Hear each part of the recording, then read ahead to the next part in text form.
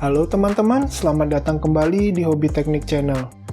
Di video kali ini saya akan menunjukkan cara untuk mengetahui apakah kapasitor AC masih bagus atau sudah rusak dengan menggunakan multimeter analog. Jika tidak punya kapasitor meter, teman-teman dapat menggunakan multimeter analog untuk tes kapasitornya.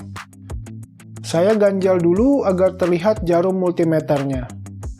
Untuk skala multimeter, gunakan kali 1K atau kali 100K. Kita tes multimeternya dengan menghubungkan prob merah dan hitam. Jarum bergerak saat kedua prob dihubungkan, jadi multimeternya masih bagus. Saya ada contoh beberapa kapasitor yang masih bagus dan yang sudah rusak. Kita akan tes kapasitornya.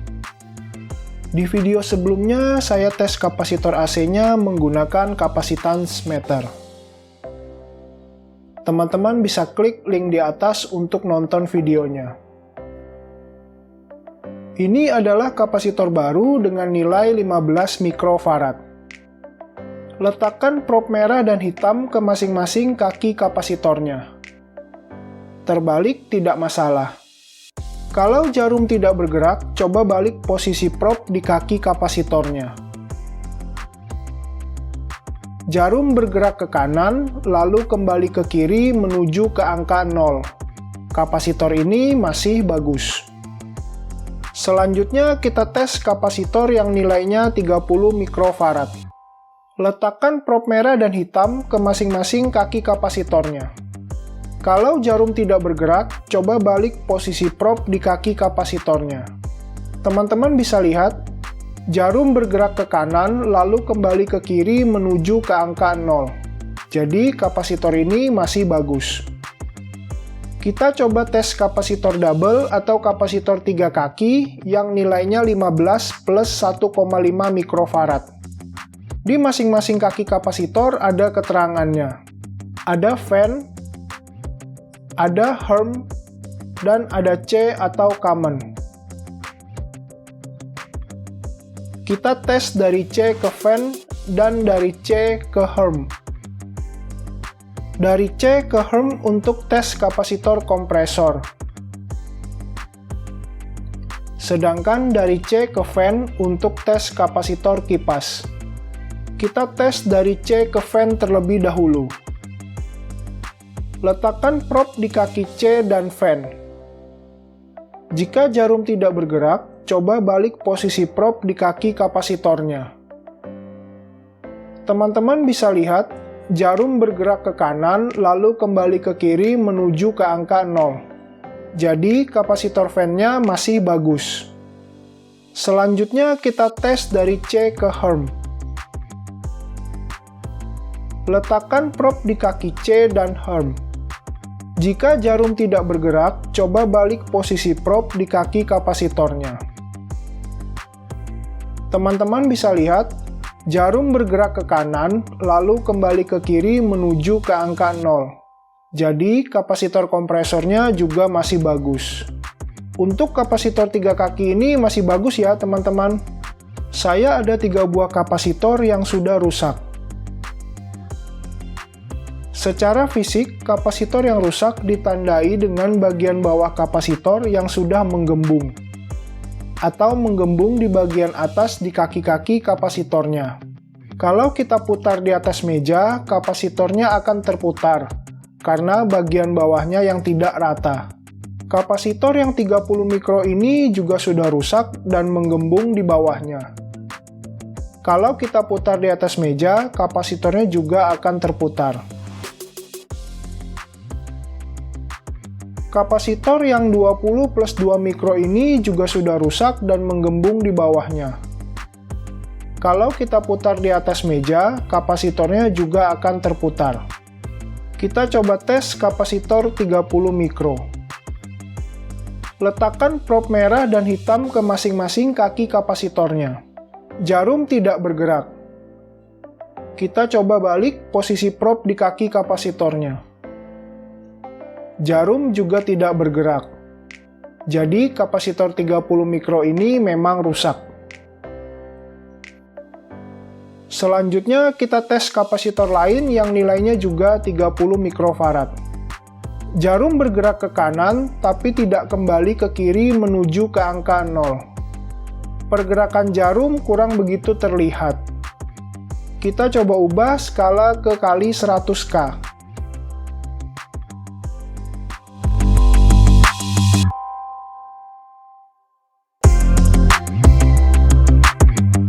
Teman-teman bisa lihat saat dibolak-balik, prop di kaki kapasitornya, jarumnya tetap bergerak ke kanan, tetapi tidak kembali ke kiri menuju ke angka 0. Jadi kapasitor ini short atau konslet.